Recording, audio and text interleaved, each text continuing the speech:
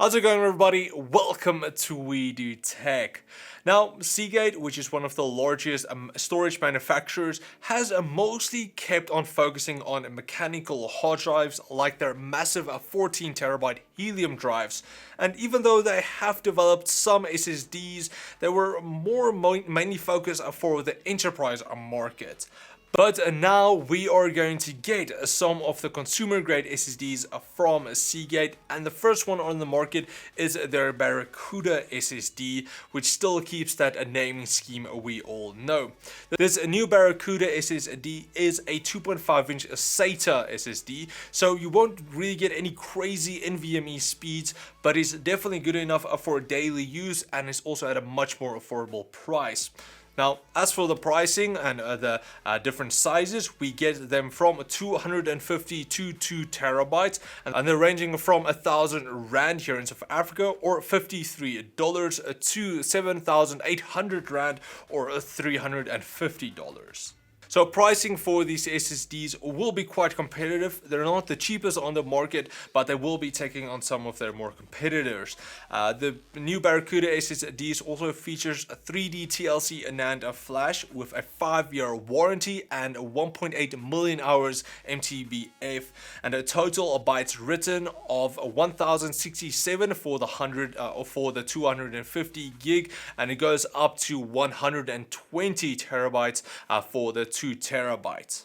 So these new BarraCuda SSDs definitely sounds like a good option to go for so far, but we'll get into all of the benchmarks for the BarraCuda SSD right after this. But just before that, if you guys are in the market for a new NVIDIA RTX or graphics card, whether it's a 2080 Ti, a 2080, or the new 2070 graphics cards, Rebel Tech has you covered from also all of your favorite brands, whether it's a Gigabyte, MSI, or a ASUS. So definitely check out Rebel Tech to get your new RTX graphics card now. Now, as for the benchmarks, I am going to compare the 250 gig model of the BarraCuda SSDs that was sent over to me to a Mushkin Source 250 gig model as well, and then my first ever SSD that I bought, the OCZ Arc 100, also a 250 gig. Also, all of the benchmarks will be tested on a freshly installed Windows 10 Pro OS. Firstly, for sequential reads and writes, the Seagate was the fastest out of the three, with writes of 536.6 megabytes per second and writes of 564.2 megabytes a second. It wasn't really that much faster than the Mushkin because it's still kind of just a SATA SSD, so it is limited to the SATA speeds protocol.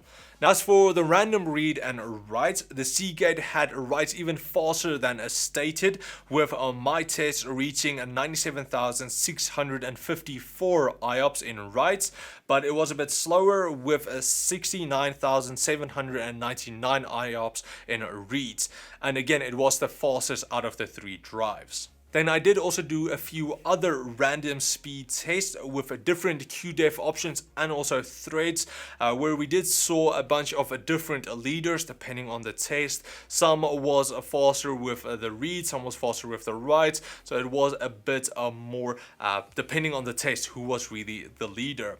Next, for access times, we also got a different result here, with some being faster in reads and some being faster in writes. As for the iconic Windows boot test, here we saw that the Seagate was just only 1 second behind the Mushkin in 10 seconds, and it was around 8 seconds faster than the OCZ.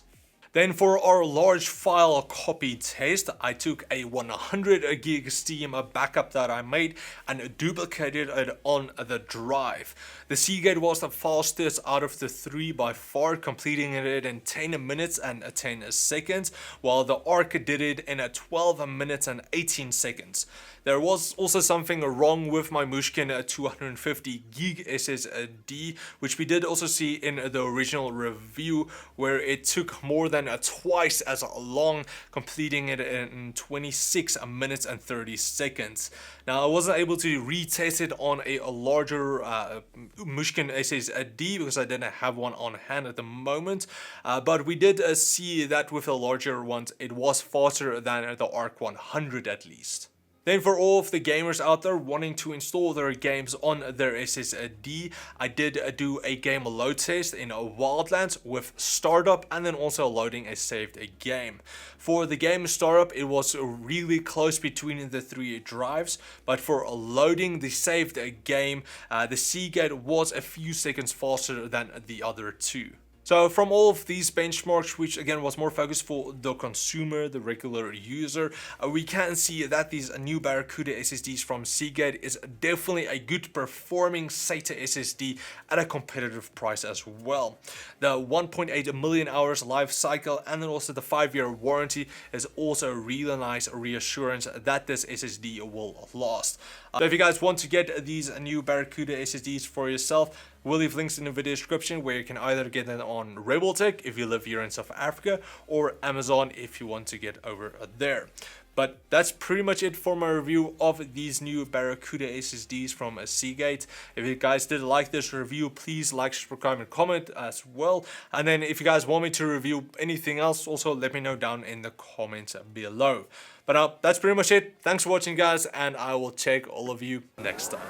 Cheers, guys.